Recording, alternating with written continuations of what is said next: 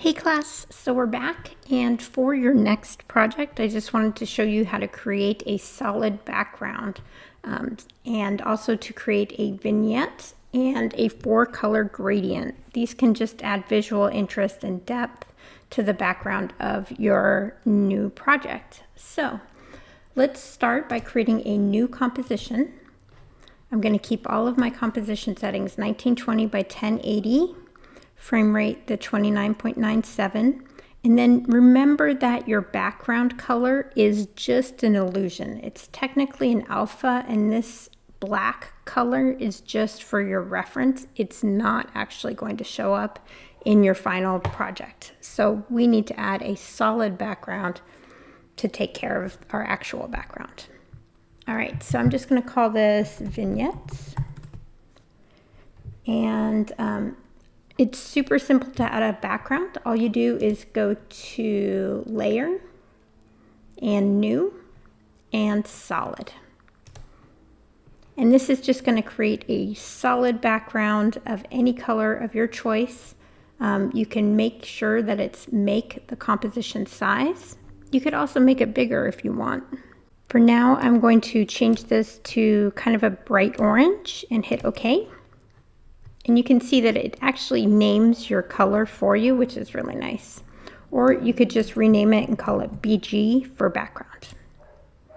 All right, so I have a pretty bright colored orange here, but I'm going to add an effect. So the effect I'm going to add is called Vignette. So I'm just going to go to my effects and presets on the right. Remember, if your effects and presets are not showing, you can go to the window menu and click them on. And then here I'm just going to type in Vignette, so V-I-N, and it's this stylized vignette. One note about effects versus animation presets. So you can see these animation presets. Effects have options that you can adjust in our effects control. Notice that it's not called animation presets control, it's called effects control. So animation presets have keyframes that you can adjust, but effects actually have these options that we can make and change. All right, so now that I'm here, I am going to adjust my amount for my vignettes. So I can make it smaller or bigger. It actually makes it brighter on the outside or slightly darker. Our angle of view, so you can actually kind of adjust it so that it's more focused or less focused. You can also adjust where the center is. So I'm just clicking and dragging on these values, and you can see it's changing to the right side or to the left side. And you can animate that property too by clicking on the little icon. And then your highlights. Okay. So that is our vignette. So that's definitely one option. I'm going to hide this layer and create a new one. I can hide it by clicking on the tiny little eyeball icon to the left. All right, so now I'm going to add a new solid. And this one I'm actually going to make, I think, kind of a very light gray. And for this one, I'm going to add the effect 4-color gradients. So just type 4. And again, your animation presets are at the top with keyframes, and your actual effects are at the bottom.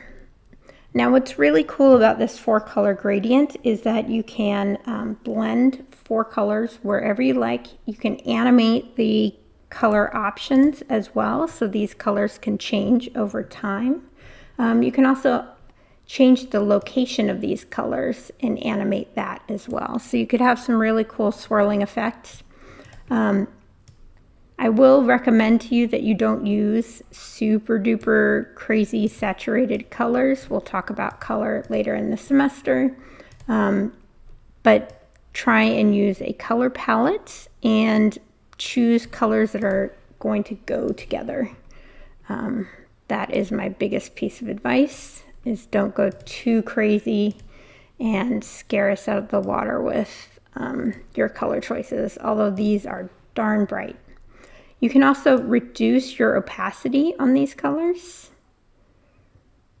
And you've got all of your Photoshop blending modes here. So this is really fantastic if you want, color is a good one to kind of screen that back a little bit. Hue is not really gonna work. Overlay, that's a nice one too. So play around with your blending modes, and if you've used Photoshop before, they work exactly the same. So multiply just multiplies the new color with the old color and gives a darker effect. I'm going to stick to overlay, and I'm going to change the position of this red so that it has a little more in the middle. And maybe move this one off to the right a little bit. There's one more thing that I want to show you with the vignette.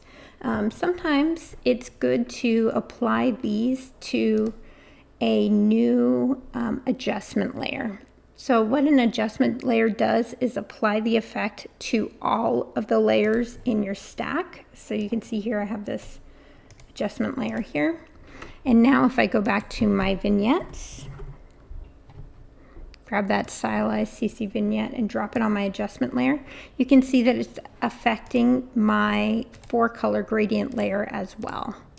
So it would affect video, it would affect anything that you have underneath it. Oh, and one more thing, pin highlight means that asks the vignette not to affect the very bright areas as much.